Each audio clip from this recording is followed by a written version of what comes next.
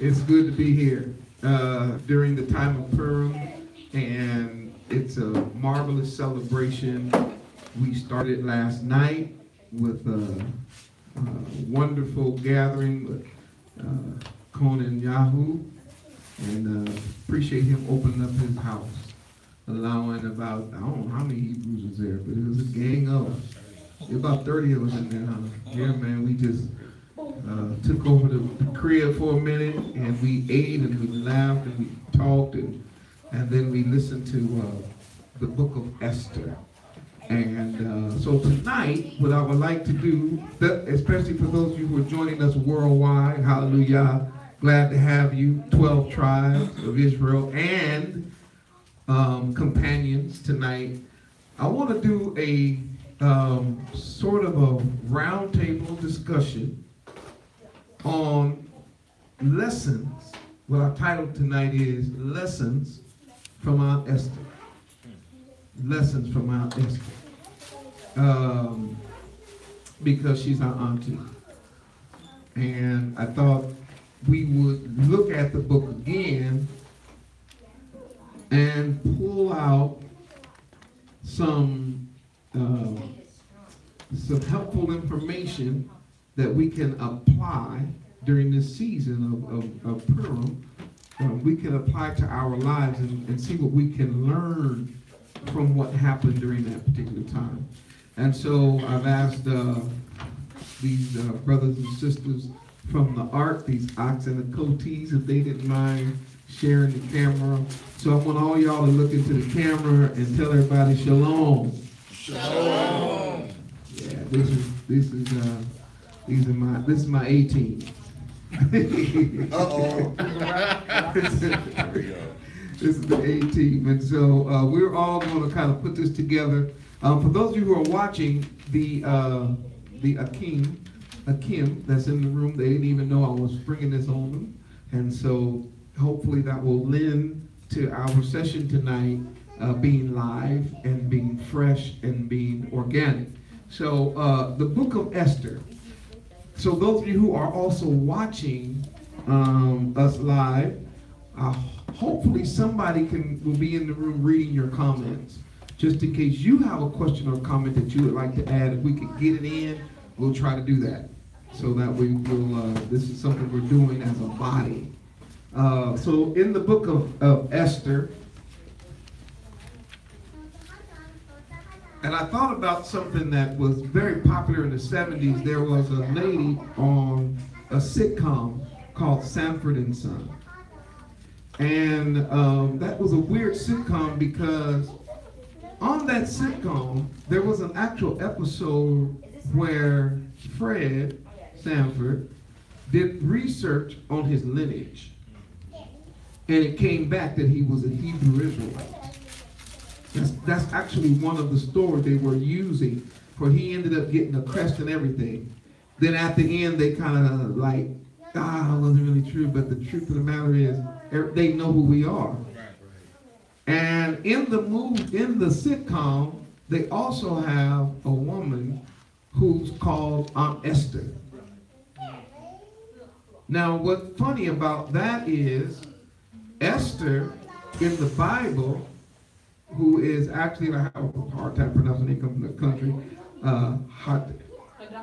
Hadassah, was actually very, very beautiful, very very well-mannered. She was mannered. She was wise, and she was collected. She was regal. She was actually a queen.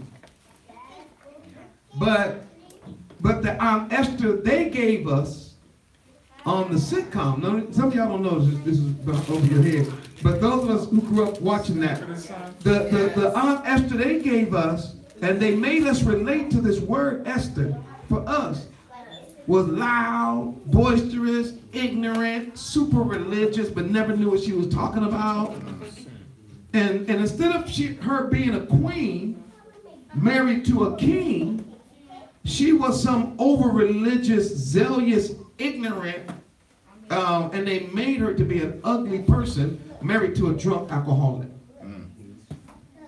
So that when you hear the name Esther, even today, some of us who grew up in that time, you hear the name Esther, your mind goes back to Aunt Esther.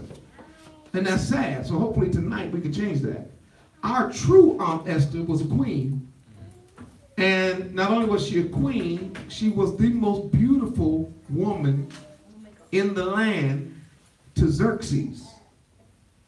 And not only was she the most beautiful, we find out at the time that she operated at a very high level of wisdom. And we see other things about her that we're going to discuss tonight as we remember Aunt Esther and what she did for us as a nation of people. So hopefully this will be a good discussion. And I know we're not going to get through the whole book tonight, but hopefully we can pull out some stuff because we've already, those of you who are watching, we already went through the entire book last night.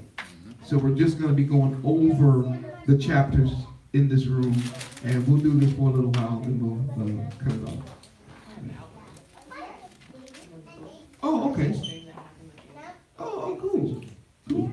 All right. Now, before we get started, I want Hula to explain to us what Esther's Hebrew name, Hadassah, what the root of that name is, and what it means, and how she fulfilled her name. And I want to start with that, all right? And that gives everybody at home a chance.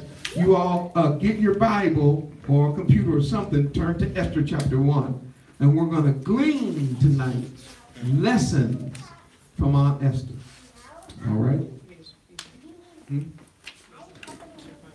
Oh, okay. I'll give Hula a chance to find her page. While she's doing that, I might as well read up to her name. Y'all ready?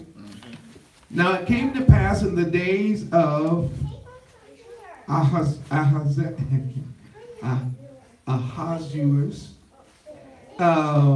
and that is Ahasuerus, which reigned from India even unto Ethiopia over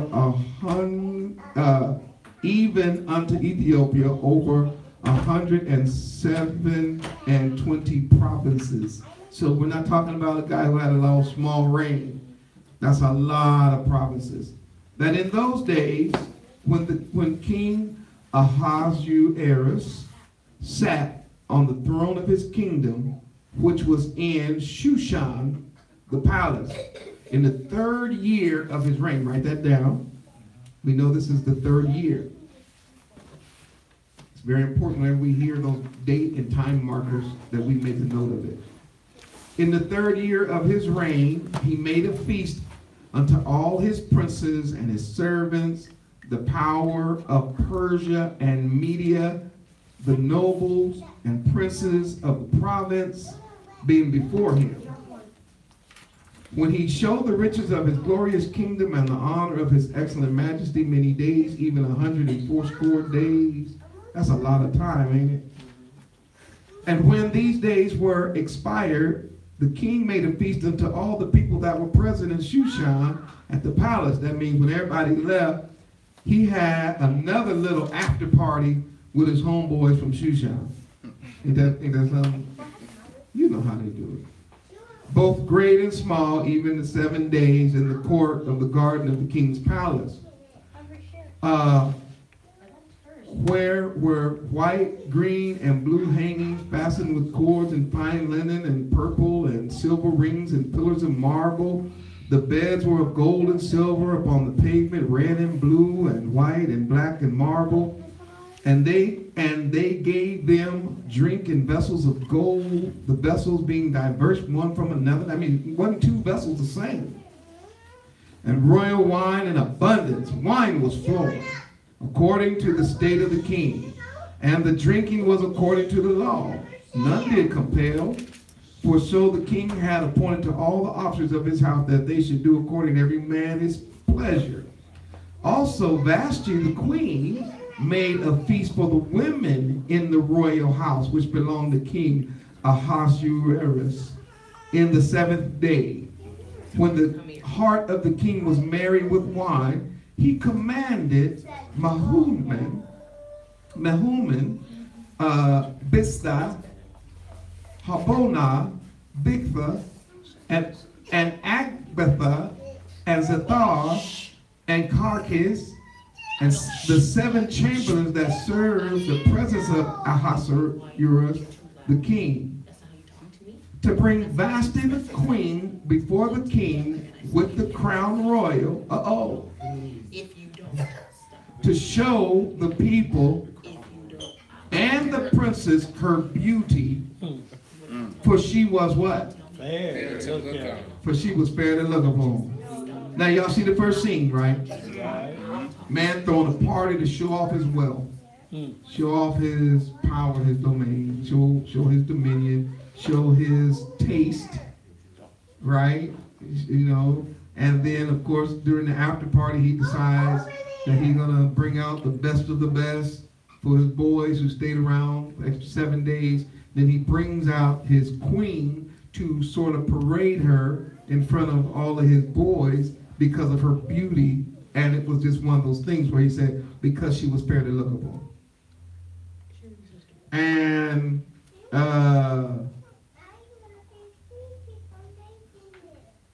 verse 12. Can y'all roll with me on this one? But the Queen Vashti what? refused to come at the king's commandment. Vashti said, no, I ain't coming. Now, a lot of people try to, in an eisegetical way, which means they try to read something in the text to try to discover why she wouldn't come. Why didn't she want to come out if the king commanded her to come forward and she's the queen? And it doesn't say. It just says she said no. Right. Now, I looked at this text and I was like, okay, you have a very beautiful wife and you want to show her to your boys. Hadn't they already seen her before? They've been the queen, right? What you I don't know what this king is doing right now, but whatever it was, Vashti was like, I ain't coming. I'm not coming out. So wow. What do y'all think about that? I just thought about something when you were saying that. So the attitude that Xerxes had when Haman was all in the queen's personal space seemed to be quite different than the attitude he had when he was getting ready to bring Vashti out to parade her in front of all the other men. He had a whole different attitude. Okay. So I don't know if that's anything significant, but his attitude toward her was completely different. Like, I don't even want you even near her. I'm getting ready to kill you. Like, oh, you gonna try to touch the queen?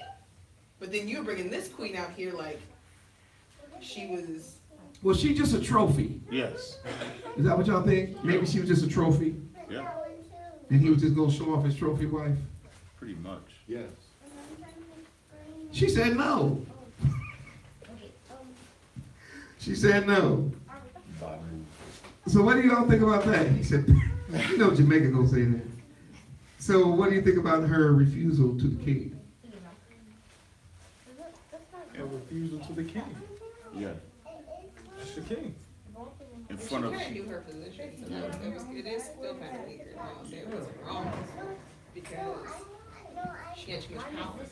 She was holding a women's banquet in the next room, so that meant that she was over the delegates' wives. So that was her whole complaint. Like, dude, your wife is getting ready to jack it up for all of us. You told her to come. Like, as soon as we get back home, we got a banquet. We'll turn what? Yep. Nope. And you going to hear though. All right, y'all jumping the gun because y'all know the story already. Why did you do that? Yeah. We know the story. Yeah. But but see, we just pulled a gem out, Right. which is she held a banquet for 7 days, right, with their wives. Yes. Now, what they were discussing in the back room, we have no clue. Probably don't listen to your man. But we know one thing: when the king called for her, she refused to come. Now let's see what happened. Let's see what happened. Oh, you have something else on there? Not her word, just letting you know. Oh, you ready? I'm almost to her in a minute. All right. Here we go. So, but Queen Vashti refused to come at the king's commandment. And if any of you guys are in this room can also go live. So if there's a question that comes up that sounds good, we might can put it up. I would appreciate that if we could do that. All right. She refused to come at the king's commandment by his chamberlains. Therefore was the king very wroth, and his anger burned him. So he was mad to them. Right? This is not some situation he took lightly based on the script. Then the king said to the wise men which knew the time, for so was the king's manner toward all that knew law and judgment. And the next to him was Kashina, Shiptar, Admatha, Tarshish, Meriz, Marshina, Mechmukan, and the 7 Persia and Media. And the princes of Persia and Media, which saw the king's face, and was sat the first in the kingdom. What shall we do unto the queen Vashti according to the law, because she has not performed the commandment of the king Ahasuerus by the chamberlains? So there was a question. What do you do to the person who refuses to do what the king tells you to do? So it lets you know that act was an unusual act that she did, that she committed. It lets you know right there that was kind of like unheard of. Like, what? Yeah. At the same time, she was the king of the banquet she was holding. She was the head. So she might have been kind of feeling herself a little bit as well. Well, she was given authority to be the head. And so when the authority calls you, and then you do it in front of everybody and say, no, I ain't gonna show up. It's different if it was in-house and it was one-on-one, but she did it in front of everybody. This is true. So that escalated to more. Well, one thing I like about this group, because the questions I thought was going to come out very different. That's why I like hanging out with y'all. I mean, the responses are cool. Because most people try to infer that the reason she didn't want to do anything is because he was trying to make her either strip or, twerk or swing on a pole in front of everybody or whatever. Let's come from a camp. And what's interesting is that everybody here was like, no, I don't even refer. So what I'm saying is, because of that, you see here just a refusal to obey a commandment of the king. Now, was the commandment weird? Come on here, let's just show yourself to my boys. Let's show them how beautiful you are. It's weird, but he's pagan, right? Yeah. He ain't no Hebrew. He's not an Israelite. This is a pagan king.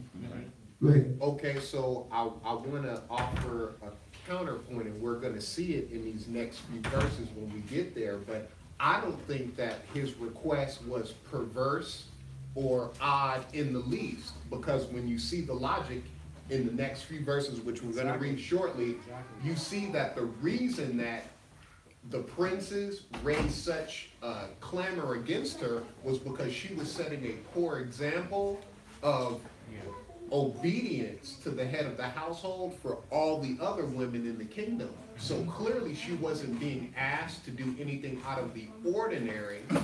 Or that. Explain your logic. How do you not, if they're Persians?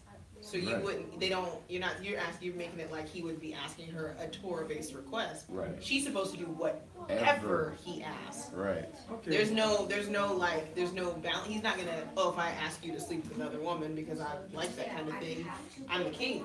Like we have Torah that says, no, bro, you can't do that. But they don't have Torah. But as we Now- are gonna see the characteristics doesn't fit that. I think that's a read into it, because according to what the text says, she was being asked to come out to showcase her beauty. Right.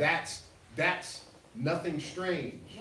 He was drunk too. Unless he was, But married. but he was drunk and wanted to show off how pretty his wife is. How many men do that? Come here, baby. Yeah. I want to. Hey. In America, we have That's true. beauty pageants That's true. even unto this day. I'm not saying that that's all good with the bathing suits and the, but we have beauty pageants to showcase the beauty of women even today. So And that's call not a them strange Miss thing. America, Maybe Right. she Miss was a woman. Miss Universe. Universe. Yeah, Great. Miss You only like me California. for my bone. Not true because there's I'm a just kidding. I'm talent just portion. kidding. Oh, Jesse, Where she learned how to play. Kidding. She learned one song on the piano. She said it's a down. He said it's a talent There portion. is a talent portion. I believe all Americans should have maps. But, World peace. but I'm just You saying. always say, Puppies. oh, can you plug me in? But, Well, okay, Mr. Rocky. but No, all I I'm agree, saying I is, agree, I agree. as the text reads, she was being called forth to showcase her beauty, which is not entirely uncommon. Right, Hence right. Miss America. And the idea was her defiance of his order would set a bad precedence for the households of the entire empire. And that's why a great clamor was brought against her. That's my view. I So, agree, I agree. so let me just make a clarification here. Yeah. So, if it, what Hul is saying, and I guess what you're saying, if the request would have been like a very weird and nasty, perverse request, then her refusal would not have set a bad precedent. Yes. But because it was a simple request, and who knows? Like I said, this is one of those areas where it opens discussion, and that's one reason why I'm doing it. Who knows? Maybe he was introducing her to the heads of the nations that were there. It could be like, I just want you guys to see her. Yes, she's beautiful, but I also want you to know that this is my queen. Right. Yeah, but even, Maury, even for her to get into the queen, when we get to Esther, this is like, it's a preparation. It's a preparation before she even becomes a queen. So the training, the etiquette, everything that was in play for her to act as a queen was probably like, that's why they were so upset, like, man, she is violating a whole bunch of things. All the training, all the teaching, all the things, before she became a queen, Right. she's taking all that teaching and throwing it out the window. I just saw something, That was a good point. and it went right along with that. We're gonna learn later, so I'm jumping the gun, that the king Again. does not just let people in his presence anyway. Yes. Right. Wow, they So- have to be bidden. Right, They have so to be if you can't come, or you're gonna get killed, if I call you to come, Yeah. she kinda should have been killed, Yeah. just kind of, a little bit. That's why I think he was so upset. Time to kill. I don't think he wanted to harm her. Right. He You don't wanna feel he it. got even sad after, Right. he was like, Right. hey. So, girl." okay, Right. that's a good discussion. Right, but All still, right. all in all, even though you're saying that was balanced, she's still out of ignorance, right? Right, Out of her ignorance, she refused. I'm a woman, so I'm gonna put my gender bias on See, it. I was trying to pull that back. You trying to hold that back, but I am. So, what if he had not called her until that? Like, you'll never call on me until you want me to. But Women that get attitude, we don't know that, but we know from Esther, he didn't have, what was the time frame? it was a long time. It was a long time, so Time. she probably had not even, she probably was feeling some type of way. Well, Like, I mean, clearly, That's but, her issue, though. right, she That's her shouldn't have, issue but issue she, alone. right, but she took it, it went too Yeah. far. And I'm gonna comment on that later, cause I hear that. Yeah, But there's a difference. Esther versus Vashti Oh, yeah. made all the difference, Yes. and I'm gonna comment when we get to it. So, He deals differently. All right, beautiful. Let's keep going.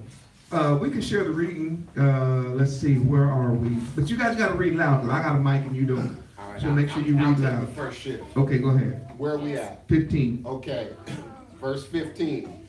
What shall we do unto the queen Vashti according to law? Because she hath not performed the commandment of King Ahasuerus by the chamberlains. And Memucan answered before the king and the princes, Vashti the queen hath not done wrong to the king only, but also to all the princes and to all the people that are in the provinces of the king Ahasuerus. For this deed of the queen shall come abroad unto all women, so that they shall despise their husbands in their eyes. When it shall be reported, the king Ahasuerus commanded Vashti the queen to be brought in before him, but she came not. Likewise shall the ladies of Persia and Media say this unto all the king's princes, which have heard of the deed of the queen. Thus shall there arise too much contempt and wrath. Can you pause right there? So you see their explanation and why they need to do something. And I think this is a good point, a good place to pause for a second. And that is, women and men, if they always have had this thing to where, you know, you got a man, and you talk about men and women be like, that's right, that's right. And then you talk about women and men go, yep, tell her, right? So you always see that thing. And if you want to get popular online, just keep putting men against women and people will just watch your video. But one of the things that I'm really starting to see here is this. Although this is a pagan nation, I do believe that their conclusion to the matter of what happened in the king's house is a true conclusion. Therefore, those of us who are Hebrew Israelites must be careful how we as men and how we as women treat one another. Correct. Because we are setting precedent as the royal family of Yah. So if your wife is treating you one way, people say, oh, well, look, his wife is doing that and they walking in Torah. Right? And vice versa. As a man, you got to be careful of what you ask, because if you know it's going to cause a problem, well, I don't think the king knew that it was going to cause a problem. I thought he thought she was coming, because there's nothing to indicate that he didn't think she was coming, or he wouldn't have been upset. But the bottom line is, I think that is a point that the text is bringing out that we might want to make sure we look at. All right? So they were worried that everybody would, that disobedience would spread throughout the kingdom, and it would wreak havoc on houses. All right? Keep going, please. Okay. Verse 19.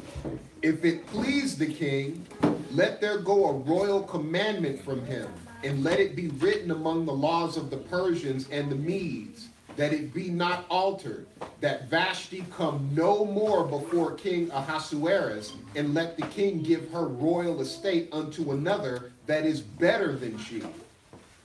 So the answer was not death. The answer there was replacement. And I think that is an act of grace. I think it's an act of grace. And who mentioned this a minute ago? If just walking in without permission was death, then surely this was a crime that deserved the death penalty. But obviously, Vashti must have been a cool person outside of this, or nobody would have stood up for her. But when they all got together, nobody said, I told you to kill her last year. I saw that attitude in her a long time ago. No, they just said, look, just replace her with a new queen. And while we might think that's really strange, one of our kings did that. David, when he was mocked by his by Micaiah, he was like, I'm through with you. And that was it. So it wasn't just a Persian thing here, but you see a putting away situation going on and a replacement. All right, where do we stop off? Verse 20. Keep going. And when the king's decree, which he shall make, shall be published throughout all the empire, for it is great, all the wives shall give to their husbands honor, both to great and small. So what do you think they meant by that? Her punishment would set a precedent within all the households in the kingdom, so that wives would see that and would give respect to their husband. You think it would work? Let me ask the women in the room. Y'all think that would work? Yeah, I mean, back then that was, yeah, you get kicked out of your house and you get another woman put over you. Now it's a rule. It's a rule now that all men's wives gonna do what they want to do. They're gonna be demoted to second wife. That don't sound too convincing. That don't sound convincing? When you speak, it doesn't sound convincing. So your voice squeaked a little. Oh, you're shaking. Oh, because I'm like in my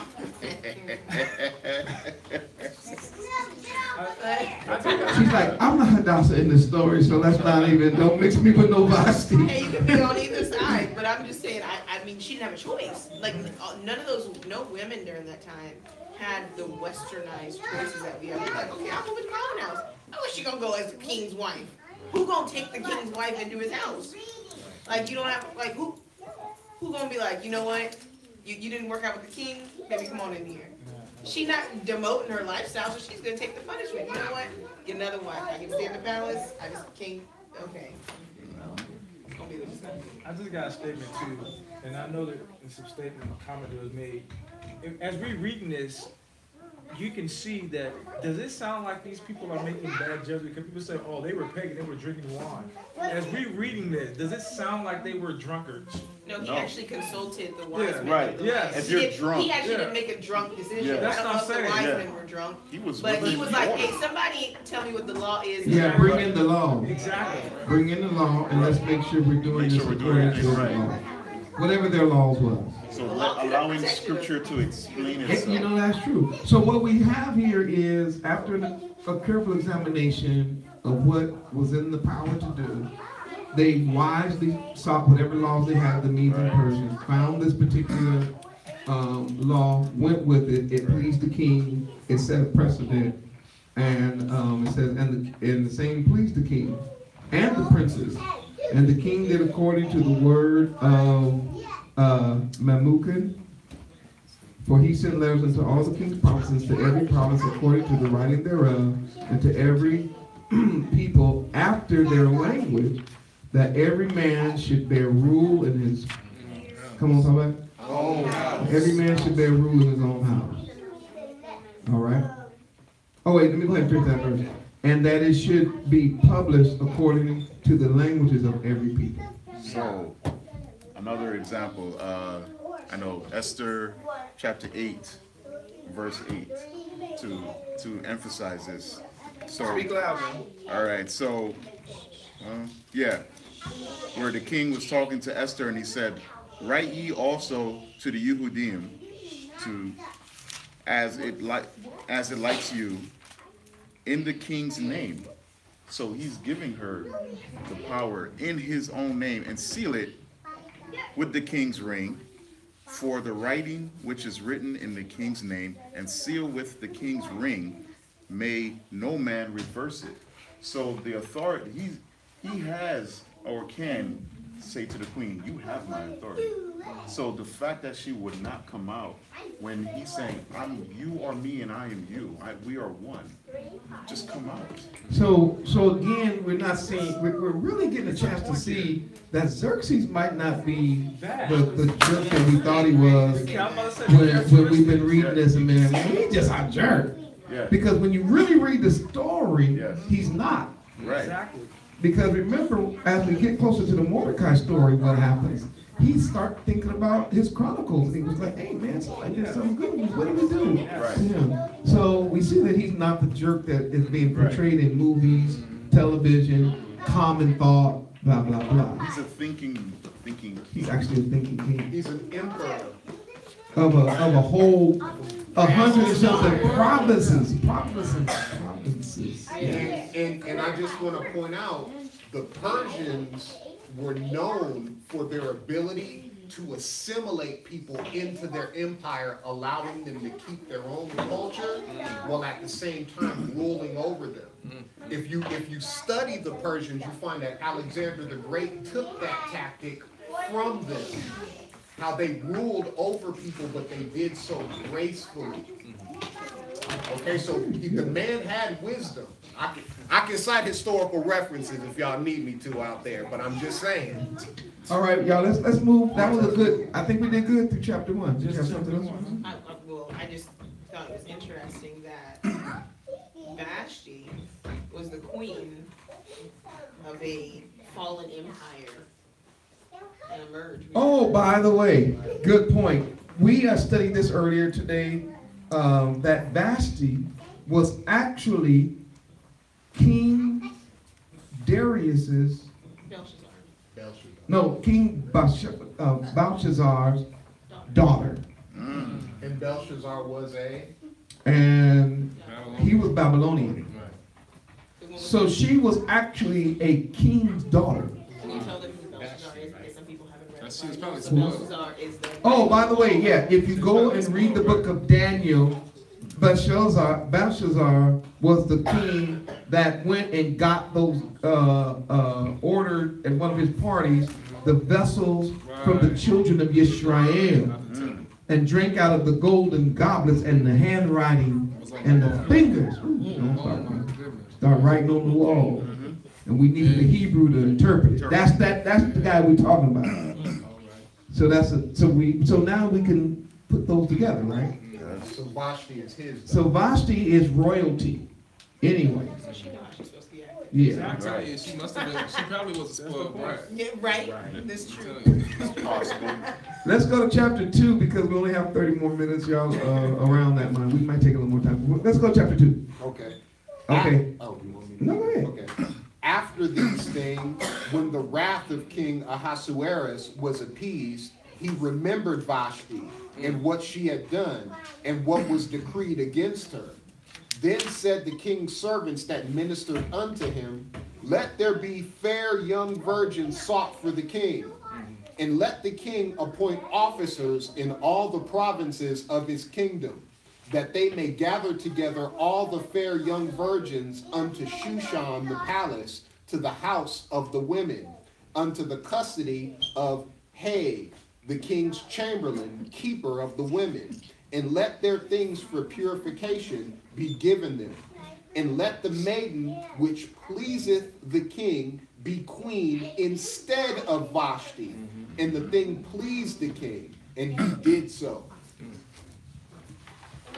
Now in Shushan the palace, there was a certain Jew or Yehudi, whose name was Mordecai, the son of Jair, the son of Shimei, the son of Kish, a Benjamite, who had been carried away from Jerusalem with the captivity which had been carried away with Jeconiah, king of Judah, whom Nebuchadnezzar, the king of Babylon, had carried away. So you can find all that in the king. That king, the carrying away, Jeconiah, all that's written in the Kings and the Chronicles. They both chronicle the captivity of our people and the carrying away of our people into the captivity of Babylon. Okay, keep going. Read your Bible.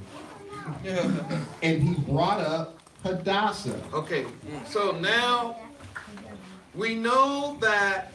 Oh, give it. All right, so we know now that Mordecai brought up Hadassah, who is going to be called Esther. Now you understand why I now call Mordecai Uncle Mordecai, because he's a Benjamite. He's from the tribe of Benjamin. We're from the tribe of Judah, so that make him our uncle. And that's why I call Esther Aunt Esther. She's Benjamite. All right? So we're seeing now that they got, remember, Judah and Benjamin got carried into captivity together. All right. Oh, I'm sorry. That's what I was trying to do. All right, we're going to hear the name Hadassah and what it means in Hebrew. So I don't have a board, but if you guys could call out what the letters are, then it'll make it easier so that I'm not the only one giving it. Okay, so the name is spelled Hey, Hey. Lo, behold, the Dalit, Tedor, pathway, Samek. Right. So literally, her name, and this is so it's biblical. So Hey and Dalit Had is literally behold the door, and the Samek is a prop. So it's the idea that to reveal the pathway to enter. And so the whole story is how she enters. Yes. I mean, that's like the whole entire story. So the idea of her, the picture of her, is obviously, it's dual. It's the literal story. But the fact that we just brought up that King Xerxes was not actually a bad king, it also shows it sets a biblical precedent for how the way we enter to the king is beneficial to the whole nation. So myrtle, the myrtle tree is a tree that is, it's mentioned a whole bunch of times in scripture. It's actually used in conjunction with the nation of Israel. And it has to do with the idea of beauty. It has like 5 stars on the actual flower. And it's an attractive thing. It's something that draws something in. Myrtle trees are also birthed out of affliction. So something significant about Hadassah is that she has no parents. Her parents must have died during the Babylonian captivity or in the seizure of Israel from Babylon or the change between Babylon and Persia. So she had already been through a lot of things. And so I think that probably was the most significant. But the idea of how to enter in. The second thing that was significant is that her name, actually, the entering in, had to do with consuming of the self. Right? To enter through the door, you have to shed some things. Yes. And the way that she chose to enter was through fasting.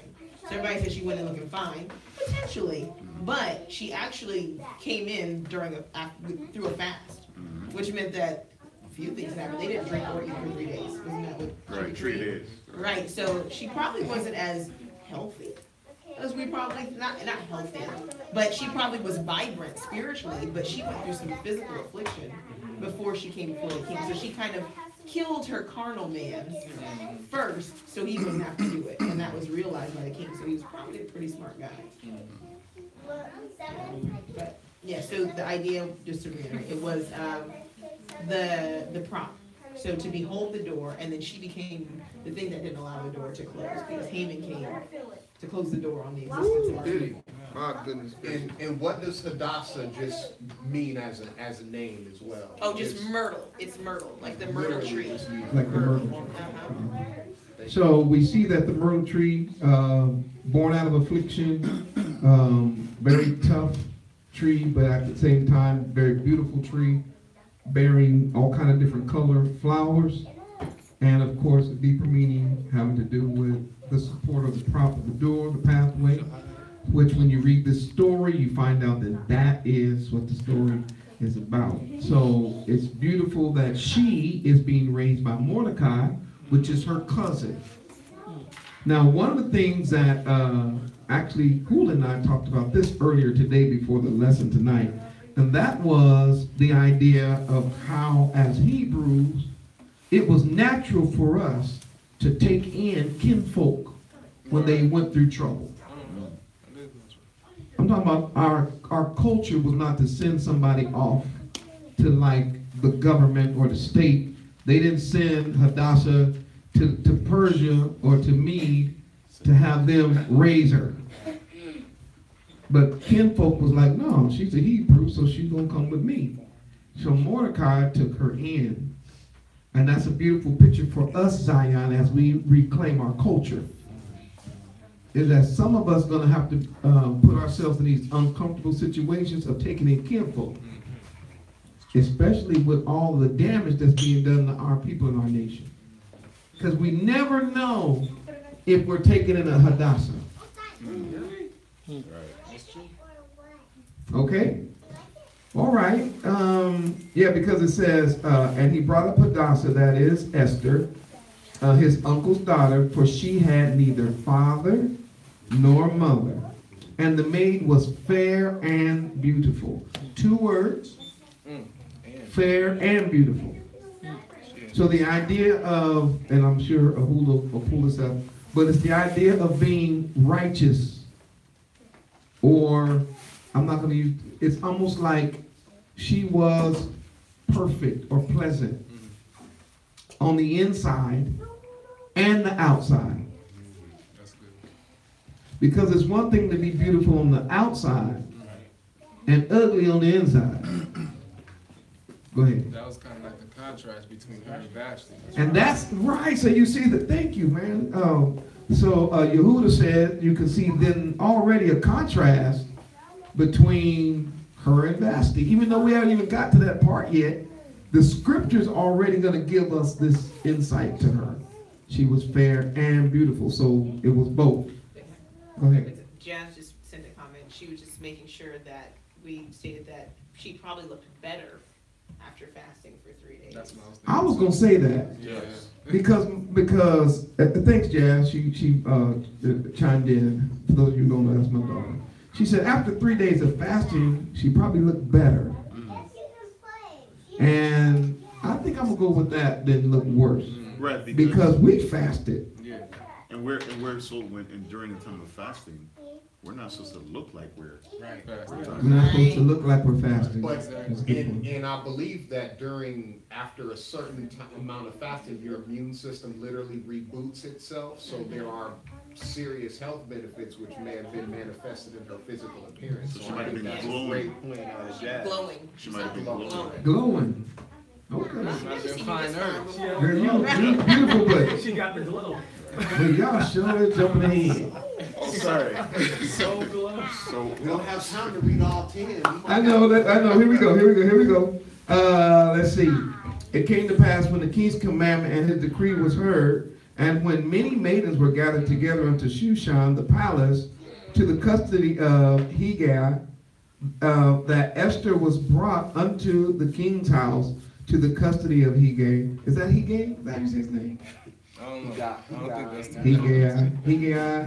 Hegai, keeper of the women. Hey, God. And the maiden pleased him, and she obtained kindness of him, and he speedily gave her things for purification, with such things as belonged to her, and 7 maidens, which were meet to be given her out of the king's house.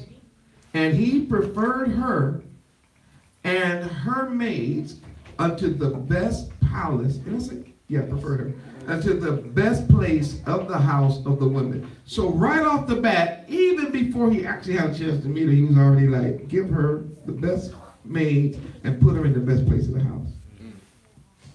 It's Haggai. Is Haggai? Ooh, I'm gonna have somebody else say that. Way gay. I said, hey, God. you Say say that. Period. That's I'm saying, hey, God. don't believe the show. Listen, I don't want to say him gay. I didn't say that word. I said. Just said happy. All right, Tissue. That sounded mm-hmm. All right, here we go. I mean, not Tissue. I mean, okay. Eli. Esther had not showed her people nor her kindred, for Mordecai had charged her that she should not show it. And Mordecai walked every day before the court of the women's house to know how Esther did and what should become of her. Now when every maid's turn was come to go in to King Ahasuerus, after that she had been 12 months, according to the manner of the women, for so were the days of their purifications accomplished, to wit, 6 months with oil of myrrh, and 6 months with sweet odors, and with other things for the purifying of the women.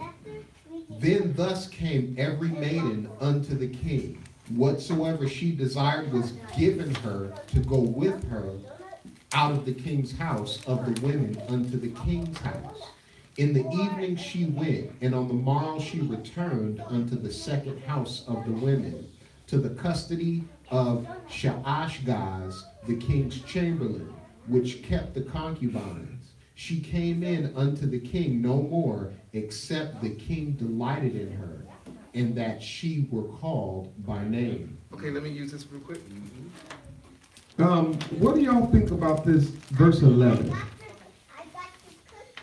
About Mordecai checking in on her. Uh-huh.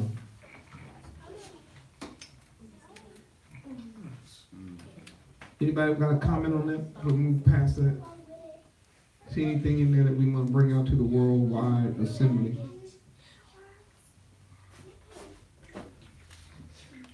Isn't it like how Messiah always checks on his people? Okay. You know we go deep. What I see here is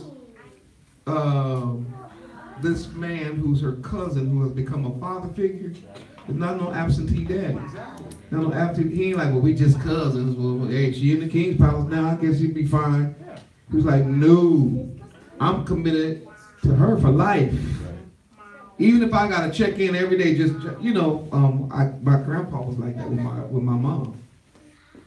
Uncle Neville is here. I ain't got. Man, Grandpa came by just every day. Just drive by. Look, make sure y'all good? Yeah. Boom. Drop off something, check on the kids, check on my mama. Even when all the kids was gone, he would still just come by, just check on mama. So this idea of Hebrews doing that was Normal. it's our culture. Right. It's right for a dad to check on his daughter, or an uncle to check on his niece, or cousins to check on their cousin. So I just thought that was very powerful. Men, this idea of being an absentee, we gotta get rid of that mindset. It's killing us and it's killing our people. Show up. It also is a point that kept her grounded, right? From being around.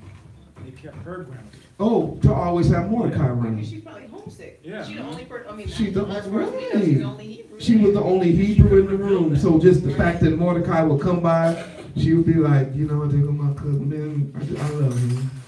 Because my mom and dad is gone, but he has stepped in and become my dad. My counsel. And I'm cool with that. And he was cool with that. And it was, I think, something that came out of his heart culturally, where we need to get back to. I also think had he not done that when he came and asked her to risk her life, she would have been like, you just left me here. Right. I ain't seen you in 4 She would have years. pulled a Vashti. Yeah. New term. Okay. That's the truth what he said about absentees. Like I said, fathers that leave their kids and then like, hey, you can't do that. I'm like, what are you telling me what to do? You ain't been in my life. You don't Right. care about me. You weren't there for me when I know we can hear each other in this room, but some people watching us in South Africa right now, watching us I'm just saying, y'all gotta speak a little louder so they can get it. What they were saying is a man needs to, or a father, a cousin, an uncle shows himself in the life of his daughter or niece or cousin, so that when there comes a time to give advice or instruction, it would be like, this person been with my whole life, versus, I can't believe you try to tell me to do something and I ain't seen you in the last so many years. That's what was being discussed. You know who else had that same exact situation? Yeah. Abraham and Sarah. He didn't just send her into the king's house. They got caught fooling around. That's how he found out that was his wife in the first place. Oh, no, you talking about, I mean, that was Abraham and that was Sarah. Isaac and Rebecca. No, that was He was Abraham and sporting Sarah. with his wife. It happened to both of them. Yeah. Happened to It both. happened to both of them. Abraham The and one that got caught sporting Was Isaac and Rebecca. Yeah. was Isaac Yeah. and They were digging the well. Yeah. Yeah, they was Right. So that's why he didn't just send her. right. They was still sporting. Hallelujah for the sporting. Testify. Ain't nothing wrong with a little slap and tickle. Slap and tickle. Slap and tickle. And this is, you see how Hey, that's that guy, that's why we have him off camera. That's why he's in the camera, right? Stay all the way back. Carol, did you hear your husband, Carol? Carol, slap and tickle. Carol, Carol's like, explain that to us. Sister Carol is shaking her head. She does not approve of these little comments. She approves. no You gotta watch the facial no, no, expression. Oh, watch the facial She got expression, the man. smirk. She got the smirk. She was like, Oh, look at her eyes bright. Here we turn go. red. Verse 15, Zion. All right, come on, chapter 2, verse. And we're going to only go a little bit further because this has been very healthy. And I think it helps us honor Aunt Esther and honor Uncle Mordecai. I really do. I really think this is honoring Yah and our history as we do this. All right, come on, verse 15. Okay. Now when the turn of Esther, the daughter of Abihail, the uncle of Mordecai, who had taken her for his daughter, was come to go in unto the king, she required nothing but what Haggai, the king's chamberlain, the keeper of the women, appointed. And Esther obtained favor in the sight of all of them that looked upon her. So Esther was taken unto King Ahasuerus into his house, royal, in the 10th month, which is the month of Tabeth, in the 7th month, seventh year of his reign. And the king loved Esther above all the women. So the book opens up in the third year. No, go ahead. Okay, we know he came in the third year, right, when he had the party. She's taken in the seventh year. Okay? Just wanted to point that out, so we got time that has gone by. I want you just to see that this is not overnight. This is a time thing. Okay. And the king loved Esther above all the women. There it is. Highlight that. And she obtained grace and favor in his sight more than all the virgins, so that he set the royal crown upon her head and made her queen instead of Vashti. So 4 years. So there was a 4-year gap. And he found a queen. After looking for 4 years, it was Esther. And he crowned her because he loved her more than everybody else in the kingdom. Just thought that was important. I have a question. So did they sleep together? And then Oh, she yeah. was just, Yeah. First time they met, that's what so how does that fit Torah? they was in Persia. He was in, yeah. They was in Yeah, Persia. Persia. That wasn't Hebrew. Yeah, when he was in Hebrew. I'm just I mean, he did send his niece.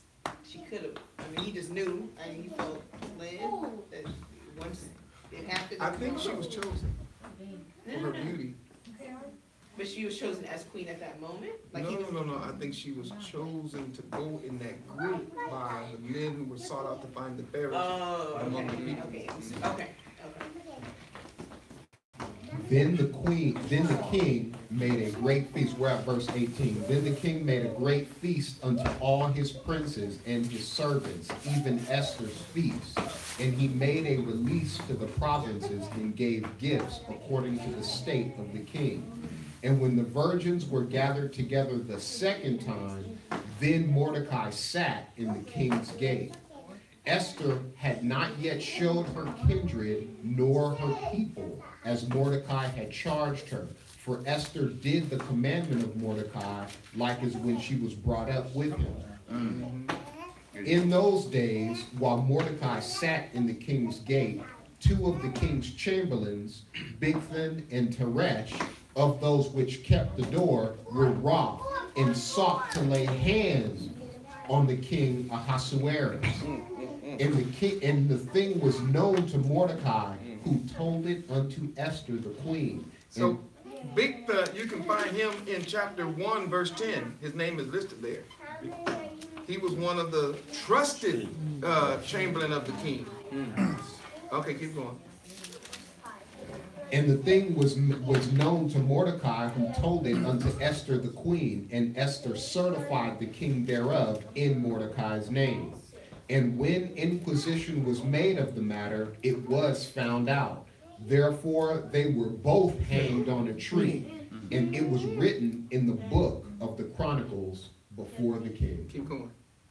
After these things did King Ahasuerus promote Haman, the son of Hammedatha the Agagite, and advanced him, and set his seat above all the princes that were with him. And all the king's servants that were in the king's gate bowed and reverenced Haman, for the king had so commanded concerning him. But Mordecai bowed not, nor did him reverence. Then the king's servants, which were in the king's gate, said unto Mordecai, Why transgresseth thou the king's commandment? Now it came to pass, when they spake daily unto him, and he hearkened not unto them, that they told Haman to see whether Mordecai's matters would stand. For he had told them that he was a Yehudi. Yes, sir. Right. And when Haman saw that Mordecai bowed not, nor did him reverence, then was Haman full of wrath. And he thought scorn to lay hands on, Mordecai alone, for they had showed him the people of Mordecai. Wherefore Haman sought to destroy all the Yehudim that were throughout the whole kingdom of Ahasuerus, even the people of Mordecai. In the first month, that is the month Nisan, in the 12th year of King Ahasuerus, they cast Pur, that Okay. is the lot. Okay, so now we're in what year? Now what year are we in? 12. So we're in year 12. So from chapter 1 to the end of chapter 3, we've gone 9 years. So from the year 7, basically, right, until year 12, they've been trying to get this man to bow down. That's a long time. We're like, I ain't doing it. So I'm just kind of getting you see that this wasn't a one-time thing. Hebrews, we got to learn how to be in it for the long haul with our commitment to the Most High Yah. And when he was questioned, he had no problem. I'm from Yehuda. Our very first commandment is thou shalt have no other Elohim before him. Second commandment is we can't make them no graven images and we don't bow down No, sir. ourselves. That's the only time when we really got knee problems. All of a sudden we, you know. When you don't work. Yeah, these stop working. Good job, Ben. We read over this, but I thought it interesting that Mordecai asked her not to show who she was to the people. And in order for her to do that, that means she couldn't be keeping Torah, because keeping Torah is going to show who you are. No, I don't think keeping Torah would have let them know off the bat Right. she was Hebrew Israelite. She was just keeping Torah probably just made her more, beautiful and attractive and valuable in the kingdom. Exotic. I Exotic. mean, what would she have been asked to do outside of sleeping with him that would have been Torah violation? Like, they didn't eat together. She had her own court. She had her own maidens. So what she did in her, she didn't see him for times at a time. So what? Plus Mordecai, they had to ask him. He announced who he was because they were wondering who he was. So he was keeping Torah, and he had to say, "Oh, I'm Yehuda." Kind of like somebody's Hebrew go to work. I'm a Hebrew. Yeah. And I don't do this. And don't ask me like. Nah, nobody don't need all that. How about you just be you Exactly. and let your light shine? Yeah. And then when somebody asks you, then you Tell tell them. them. Mm-hmm. I think. Oh, and plus with these seats flowing, they gonna ask you anyway. Yeah. I just had that happen to me this past week. Brother asked me, he said, "Hey man, where your friend is?" I'm like, "I'm on my way to work out." I'm like, Yeah. Work out with a friend this. Oh man, that's good. Keep moving. Good point though, man. We're at Esther chapter 3, verse 7. In the first month, that is the month Nisan, in the 12th year of King Ahasuerus, they cast Pur, that is the lot, before Haman from day to day and from month to month, to the 12th month, that is the month Adar. And Haman said unto King Ahasuerus, there is a certain people scattered abroad and dispersed among the people in all the provinces of thy kingdom, and their laws are diverse from all people, neither keep they the king's laws. Therefore it is not for the king's profit to suffer them. If it please the king, let it be written that they may be destroyed, and I will pay 10,000 talents of silver to the hands of those that have the charge of the business to bring it into the king's treasuries. And the king took his ring from his hand and gave it unto Haman the son of Hadassah the Agagite, the Yehudim, the enemy of the Yehudim. And the king said unto Haman, the silver is given to thee, the people also, to do with them as it seemeth good to thee. Then were the king's scribes called on the 13th day of the first month, and there was written according to all that Haman had commanded unto the king's lieutenants, and to the governors that were over every province, and to the rulers of every people of every province according to the writing thereof, and to every people after their language, in the name of King Ahasuerus was it written, and sealed with the king's ring.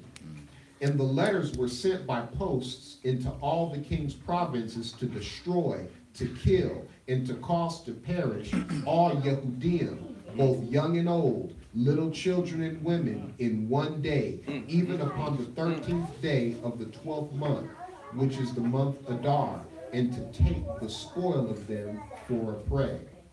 The copy of the writing for a commandment to be given in every province was published unto all people, that they should be ready against that day. The posts went out, being hastened by the king's commandment, and the decree was given in Shushan the palace, and the king and Haman sat down to drink, but the city Shushan was perplexed. When Mordecai perceived all that was done, Mordecai rent his clothes and put on sackcloth with ashes, and went out into the midst of the city, and cried with a loud and bitter cry, and came even before the king's gate, for none might enter into the king's gate clothed with sackcloth. Oh, so he violated the king's rule first. Nobody's supposed to go in there in sackcloth, but when he heard that news, he went in sackcloth. That's interesting. He was like, hey, I'm putting my life on the line. Now go ahead. That's good. I didn't see that before. Esther chapter 4, starting at verse 3. And in every province, whithersoever the king's commandment and his decree came, there was a great mourning among the Yehudim, and fasting, and weeping, and wailing, and many lay in sackcloth and ashes. So Esther's maids and her chamberlains came and told it to her. Then was the queen exceedingly grieved, and she sent raiment to clothe Mordecai and to take away his sackcloth from him, but he received it not. Then called Esther for Hadassah, one of the king's chamberlains, whom he had appointed to attend upon her, and gave him a commandment to Mordecai to know what it was and why it was. So Hadassah went forth to Mordecai unto the street of the city, which was before the king's gate. And Mordecai told him of all that had happened unto him, and of the sum of the money that Haman had promised to pay to the king's treasuries for the Yehudim to destroy them. And he gave him the copy of the writing of the decree that was given at Shushan to destroy them, to show it unto Esther, and to declare it unto her, and charge her that she should go in unto the king to make supplication unto him, and to make request before him for her people. And Hadassah came and told Esther the words of Mordecai. Again, Esther spake unto Hadassah, and gave him commandment unto Mordecai. All the king's servants and the people of the king's provinces do know that whosoever, whether man or woman, shall come unto the king into the inner court, who is not called, there is one law of his to put him to death, except such to whom the king shall hold out the golden scepter, that he may live. But I have not been called to come in unto the king these 30 days. And they told to Mordecai Esther's words. Then Mordecai commanded to answer Esther, think not with thyself that thou shalt escape in the king's house more than all the Yehudim. For if thou altogether holdest thy peace at this time, then shall there be enlargement, then shall their enlargement and deliverance arise to the Yehudim from another place. But thou and thy father's house shall be destroyed. And who knoweth whether thou art come to this kingdom for such a time as this? Then Esther bade them return Mordecai this answer.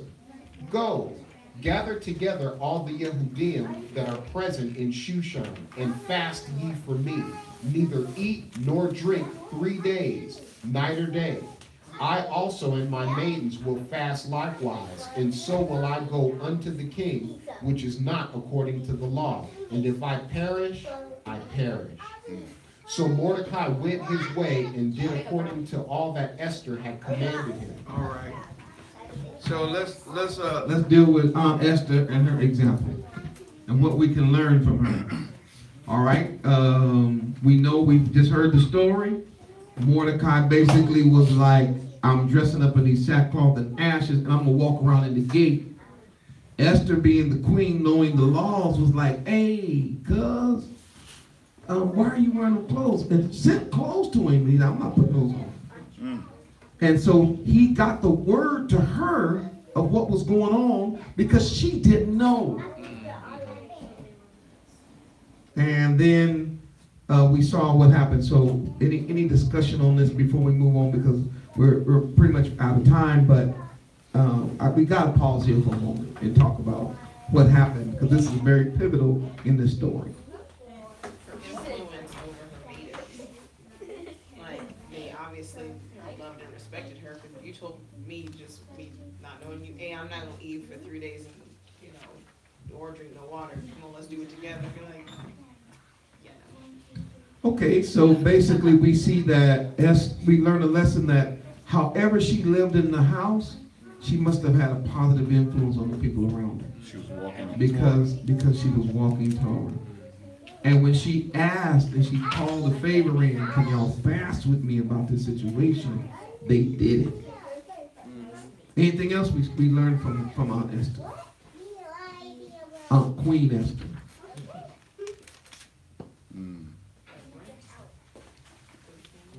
She didn't let that position go to her head. Alrighty. That even though she was the queen, it didn't go to her head. She never felt above her people.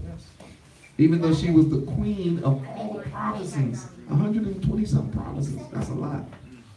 Good. I think it's what's making it more interesting is that the way that Mordecai had set it up is that he told her not to reveal who she was. So she could have just separated herself from that. In her own idea, she could have separated herself from that without being concerned about that. I know. What Mordecai was trying to let her see was, if it gets found out, you a dead woman too. In the palace. Because the king's signature will not exclude you. Just like we try to tell our people, just because you get a little money and a little position, don't think that separates you from the rest of us. One of the sayings we say here all the time at the Ark is that we in this thing, what? Together. We all in it together. What else did we learn from my auntie? I was gonna say, well, this was on Mordecai's side, where he had the idea and the faith to say that you might have been called just for this purpose. You see what I'm saying? Who knows if the Most High puts us in certain situations where we might have to put our life on the line for our brothers. We need to be prepared to do that. Hallelujah. And not be afraid, not be no sissy, So Mordecai brought to her attention that all of this could have been leading to this one moment. Yes. Such a time as this. Think about that your whole life. You didn't have mom and dad. You ended up hanging out with me. There was a decree. Vesti tripped out. You became, you took the eyes of the king and blah, blah, blah. And now look at this situation that's about to destroy us. And you are sitting right next to the king. Her response was, she said, but the law. There's a law that if you come in the king's presence and he didn't invite you, unless he puts out his scepter, that golden scepter, you're dead. So it's very interesting that came out. Okay, go ahead. Then the 3 days and 3 nights. All of a sudden, I was looking at it. Hadassah, right? 3 days, 3 nights. Shaul, when he was blind, fasted for 3 days, 3 nights. So it's like this, if, in terms of the idea of that, is she following Torah? That's another clear example. Yeah. That she was already in preparation for what was going to be coming to the future, which was Yahushua. No, I guess it's a lot, right? No. So let's see here. Mordecai then said, it will happen. Esther said back to Mordecai. She was like, look, and this is what I love about my auntie. She said, I'm going. That's it, I'm going. And then she said, if I perish, I perish. In other words, you seeing a character, y'all, in a woman who was the king's favorite, saying, if this kills me, I'm just dead. But I'm going to do this on behalf of my people. I think one of the things we need to draw from here is that, number one, we've got to understand national identity. Because whether everybody want to talk about, no, we individuals now, the truth is we're still a family. 12 tribes strong. That's 12 tribes strong. And companions. We're not going to finish the book tonight, but I got a question for all the people talking about you have to be bloodline to become a part of the family. How is it that at the end of this book it says many became Yehudim? Uh-oh. That's script. But I want you to see here, Esther was so strong, so righteous, had such a resolve. She said, if I perish, I perish. Somebody online said, this story is different from others because there is no thus saith the Most High, unless I missed it.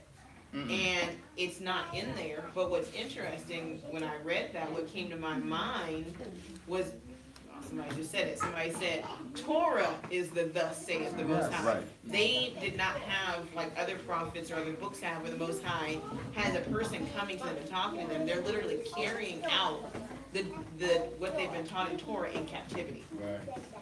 Is it That's excellent, right? As culture, right? They're carrying out what they were already taught in Torah while they were in captivity. Right. Beautiful. This is one of the books that never mentions. Right, it's true. Right, so. Beautiful. But I got one more thing. The Hadassah says, this is about the death. In Matthew 16:25, for whosoever will save his life shall lose it. And whosoever will lose his life for my sake shall find it.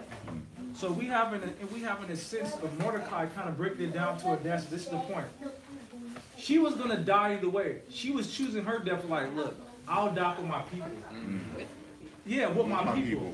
But in that scripture, Matthew 16:25, where the Hadassah says, if you lose your life for my sake, you'll find it. Right. And she found life for the whole nation. For the whole nation. Hallelujah. So she trusted. Yes. And notice what she didn't decide to do. She wasn't like, well, you know what? They might kill all of y'all, Yeah. but you don't know what I'm putting down with the king. He ain't about to get rid of me. None of that happened, right? Right. That's cool. No, she wasn't even trying to trust her sexy. Right. You know what I'm saying? To get her out of trouble while the rest of the nation died. She wasn't old. Right. Right. Thank you, man. He said she wasn't no hope. Okay, so I had an interesting revelation in my read of this book, and that's the difference between Queen Vashti and Esther in this sense. Hamashiach said, he who exalts himself shall be humbled, and he who humbles himself shall be exalted.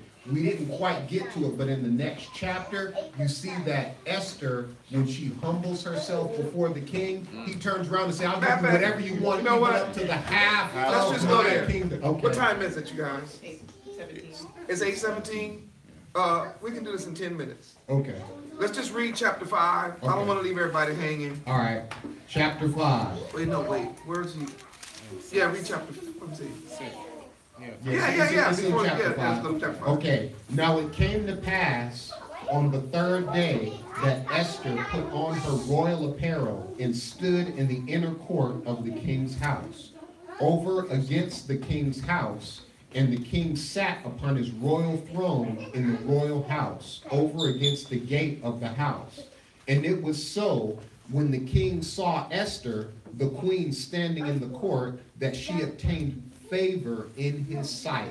And the king held out to Esther the golden scepter that was in his hand. So Esther drew near and touched the top of the scepter. Then said the king unto her, What wilt thou, Queen Esther, and what is thy request? It shall be even given thee to the half of the kingdom. And Esther answered, if it seem good unto the king, let the king and Haman come this day unto the banquet that I have prepared for him. Then the king said, cause Haman to make haste, that he may do as Esther hath said. Now, so the king and Haman came to the banquet that Esther had prepared. And the king said unto Esther at the banquet of wine, what is thy petition? And it shall be granted thee. And what is thy request? Even to the half of the kingdom it shall be performed. Then answered Esther and said, my petition and my request is, if I have found favor in the sight of the king, and if it please the king to grant my petition and to perform my request, let the king and Haman come to the banquet that I shall prepare for them, and I will do tomorrow as the king hath said. Then went Haman forth that day joyful with a glad heart. But when Haman saw Mordecai in the king's gate, that he stood not up nor moved for him, he was full of indignation against Mordecai. Nevertheless, Haman refrained himself, and when he came home, he sent and called for his friends and Zeresh his wife. And Haman told them of the glory of his riches and the multitude of his children, and of all the things wherein the king had promoted him, and how he had advanced him above the princes and servants of the king.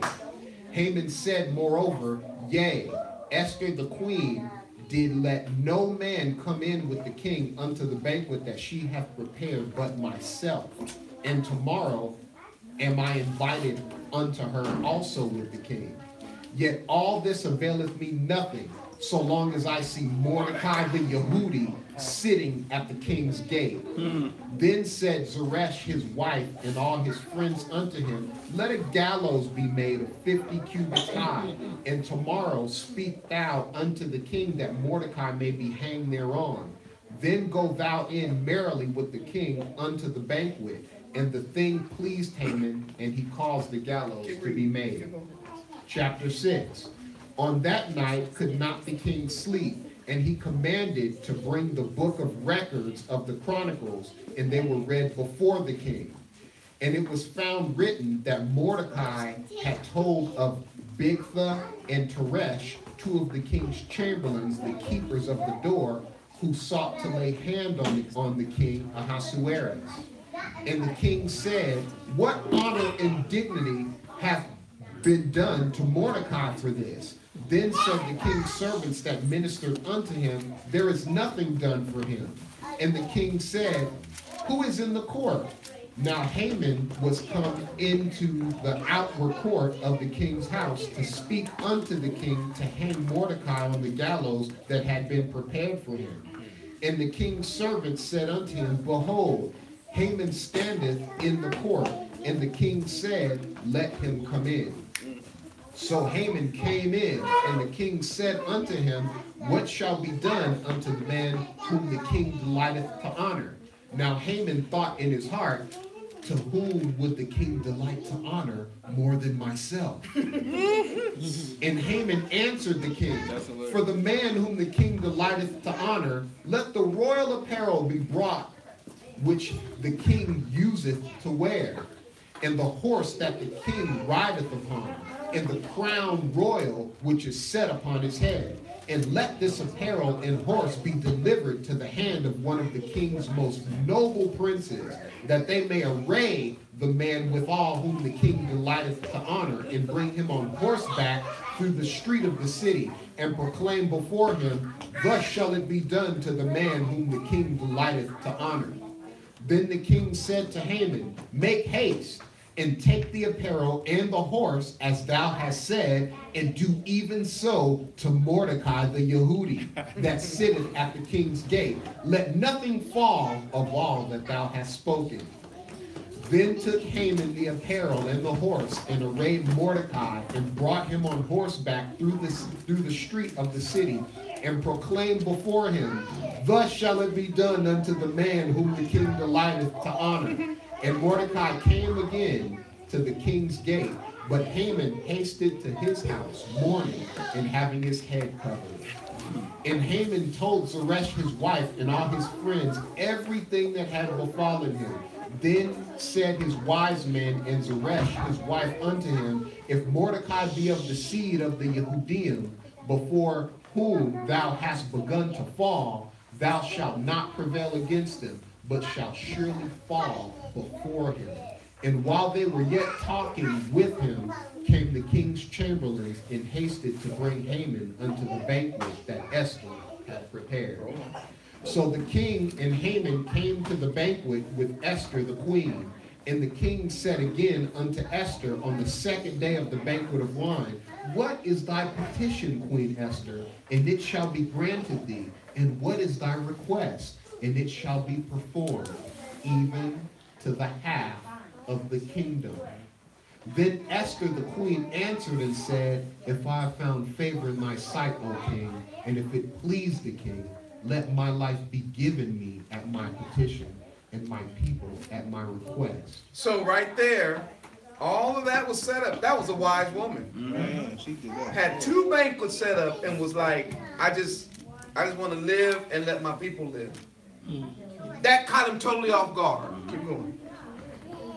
For we are sold, I and my people, to be destroyed, to be slain, and to perish.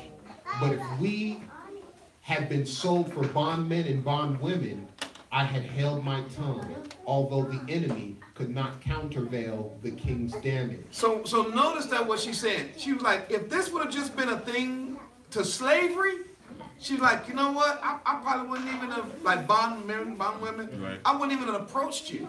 She's like, this is not that. We're being sold to death. Genocide. All right. Okay, come on. Esther chapter 7, verse 5.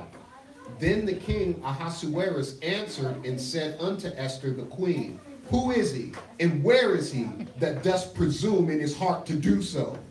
And Esther said, the adversary and enemy is this wicked Haman. Then Haman was afraid before the king and queen. And the king, arising from the banquet of wine in his wrath, went into the palace garden. And Haman stood up to make request for his life to Esther the queen, for he saw that there was evil determined against him by the king. Then the king returned out of the palace garden into the place, into the place of the banquet of wine, and Haman was fallen upon the bed whereon Esther was. Then said the king, will he force the queen also before me in the house? As the word went out of the king's mouth, they covered Haman's face.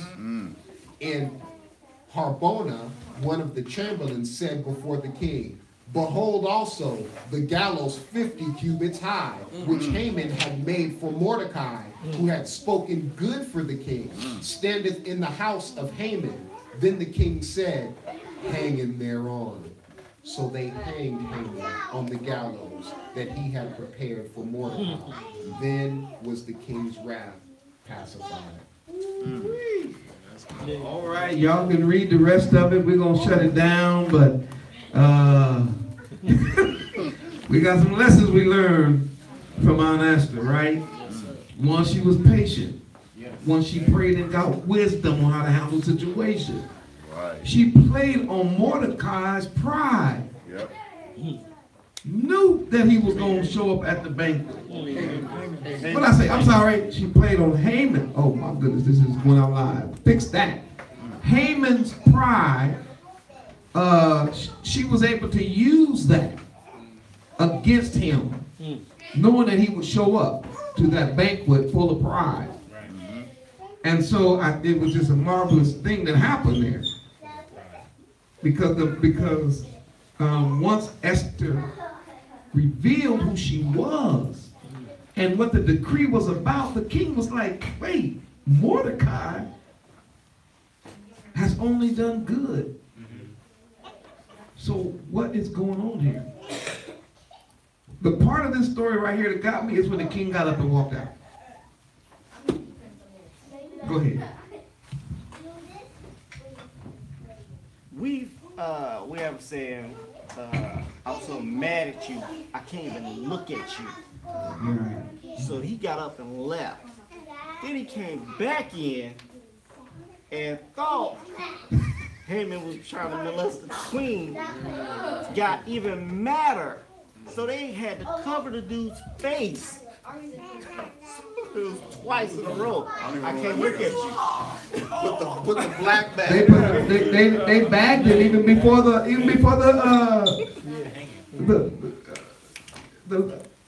judgment, before the sentence came down. Man, they bagged it. They like, oh man, this dude done made the king's hungry. They said, man, didn't he just build some gallows?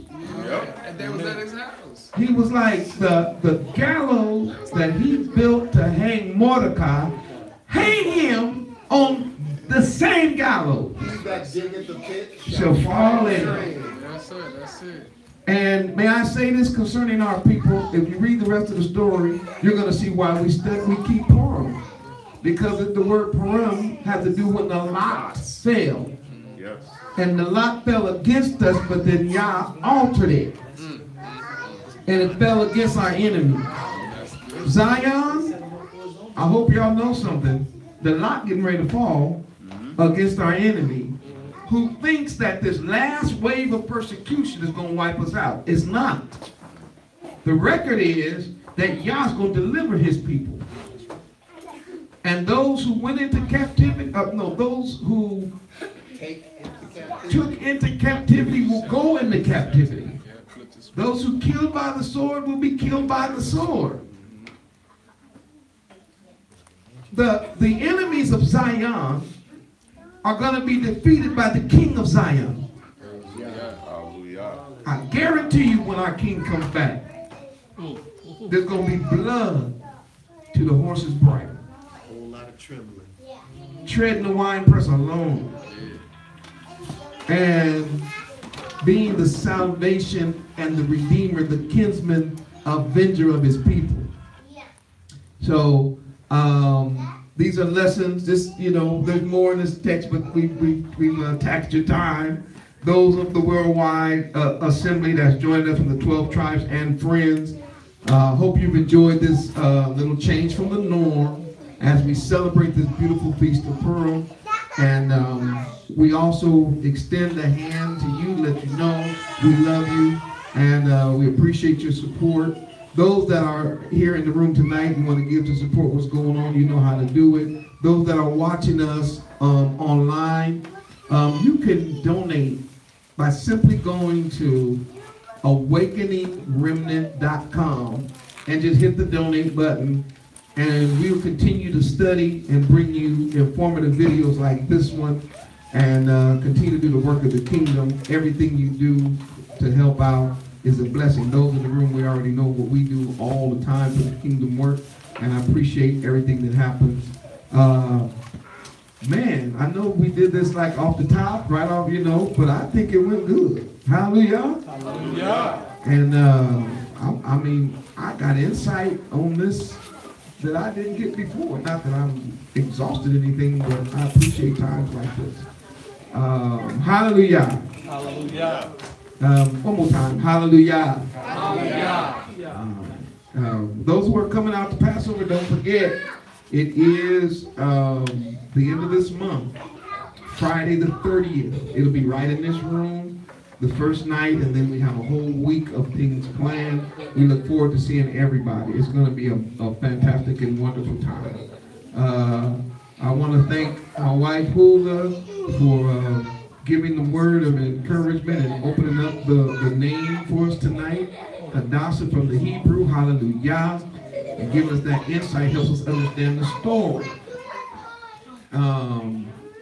Boy, I have so much more to say, but we got to let it go. And so shalom, shalom, shalom to the 12 tribes and companions worldwide.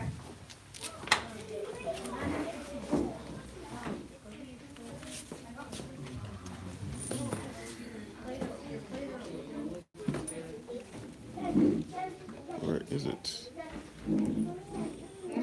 I think you have to touch the button.